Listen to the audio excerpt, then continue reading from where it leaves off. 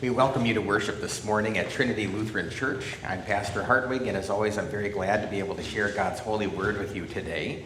And on this day, we're going to focus on the struggle with Christians with materialism, the idea that we can still be in this world and so tempted by the pleasures and comforts of this world that it can put us in spiritual danger because our heart is not in the right place.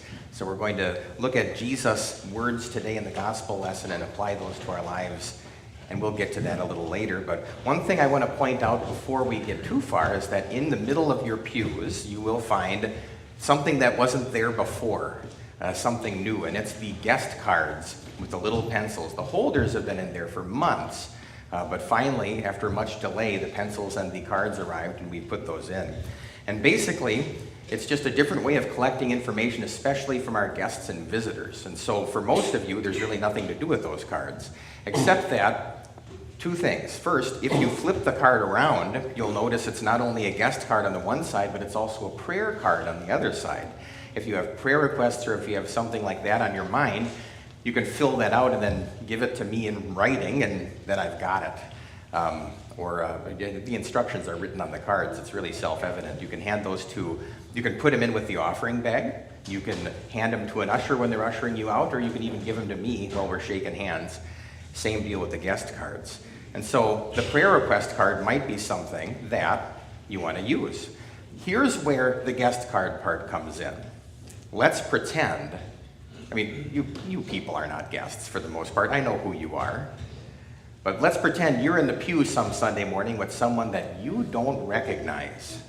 Maybe that means they're a guest. And maybe you, being the good, outreach-oriented person you are, you take the guest card and fill it out that Sunday so that visually they see, oh, this person's taking the card, they're filling it out. Maybe I should do that too. Maybe it's a peer pressure way of encouraging them to fill out their own guest card.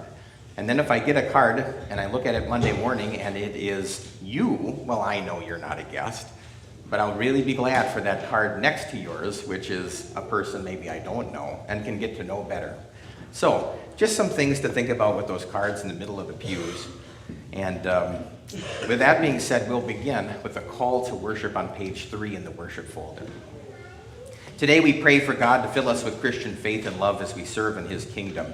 Since he has blessed us with incredible wealth in our lives, today we pray that he also prevents us from being so focused on ourselves and our own comfort that we lose focus on the real work he's given us to do, to share his peace and forgiveness with all people.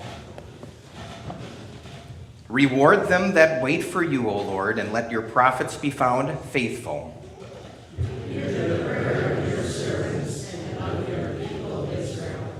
Our feet are standing in your gates, O Jerusalem.